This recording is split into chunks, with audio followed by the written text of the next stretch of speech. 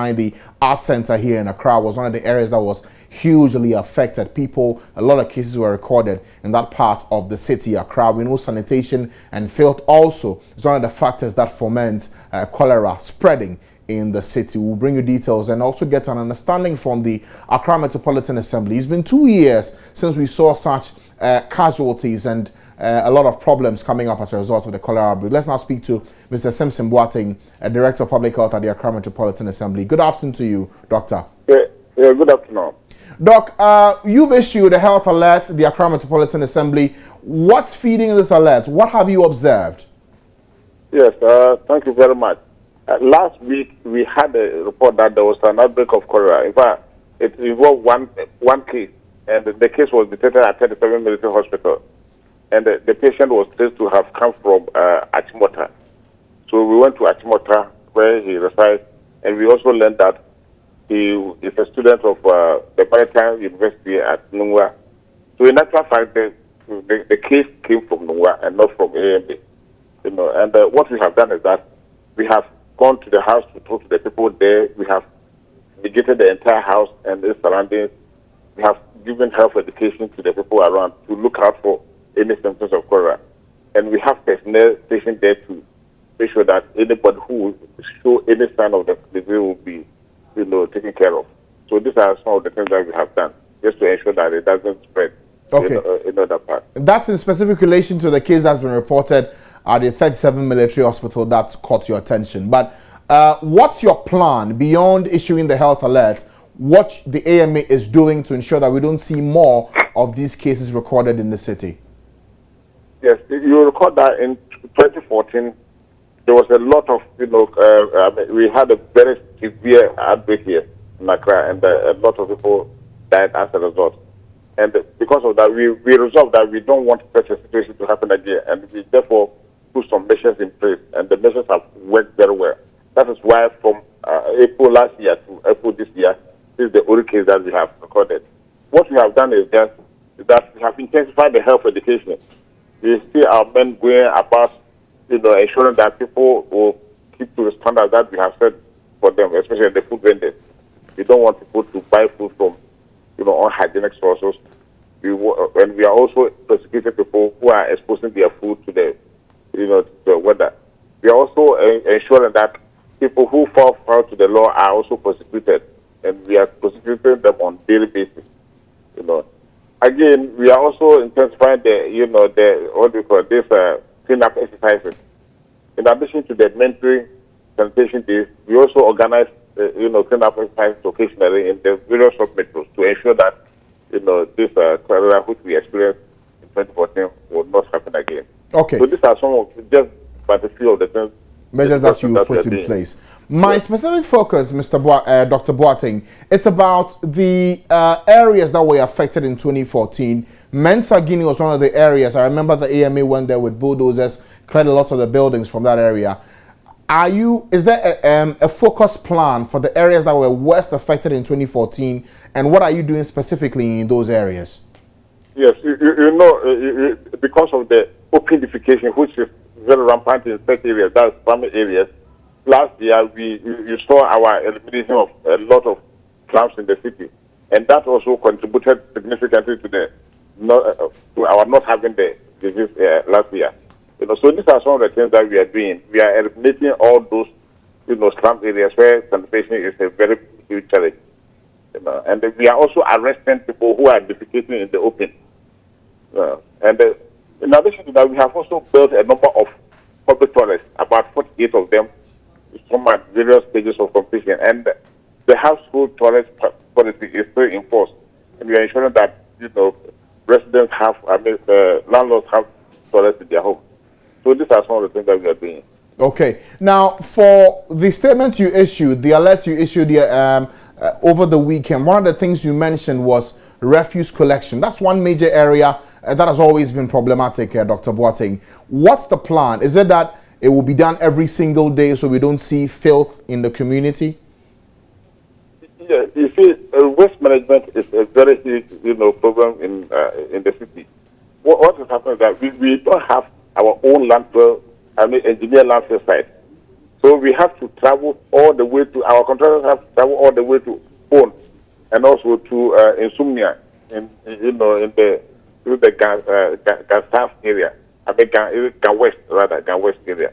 And previously they were doing a number of trips per day, but because of the distance that they have to do in a day, they are unable to, do, a number of trips. And that's how come occasionally we see, heaps of refuse uncorrected.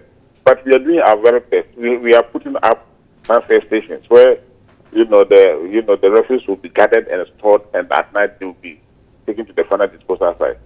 So I'm sure with these interventions, this cholera and which we experience will not happen this time around. Okay, you say that it's a problem in terms of the where to send the rubbish to. But if you look at certain areas here in Accra, and today driving to work, I realized that an area at Adabraka, just behind the main public toilets, there was a huge refuse there. Is not being collected. How sure are you that we will not see more of this happening, so the cholera outbreak you speak of does not come to being? Today is a Monday.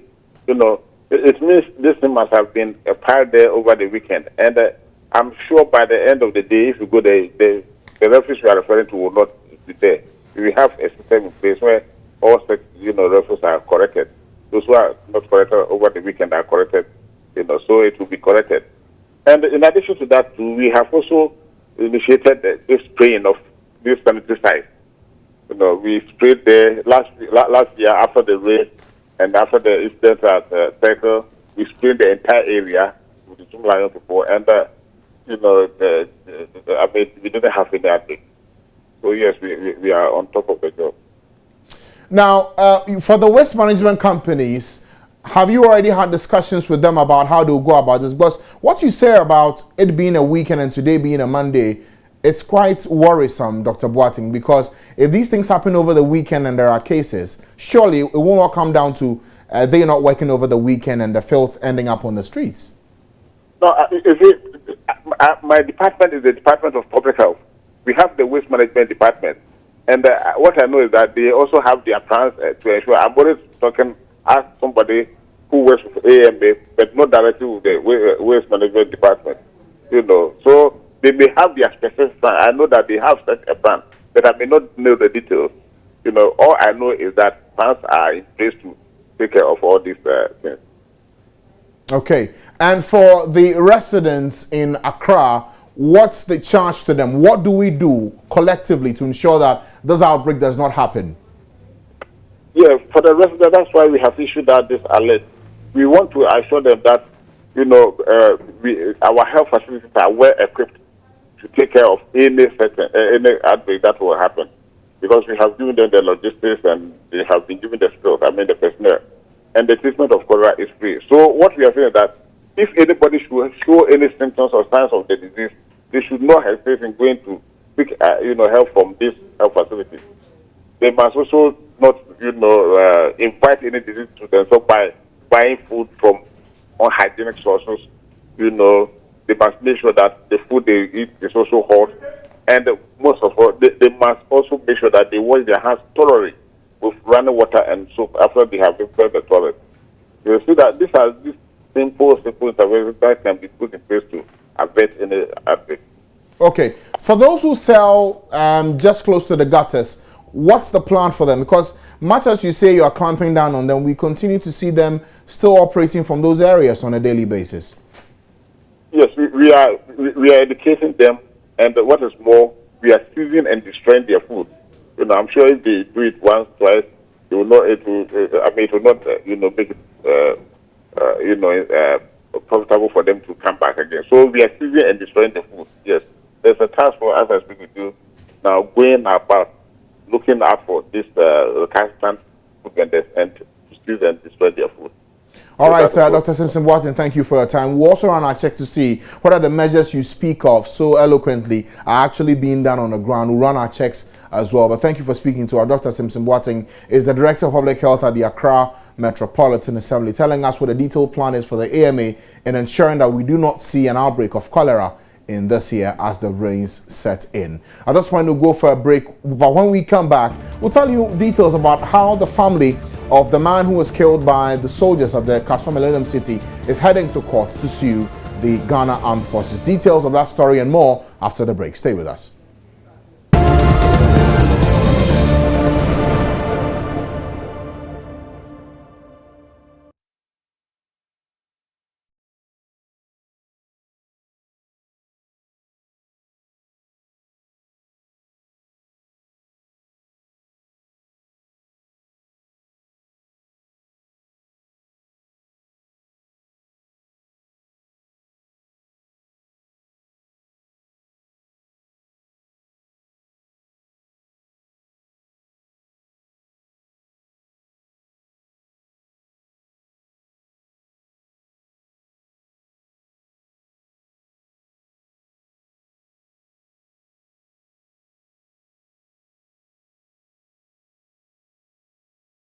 A lot, but I cannot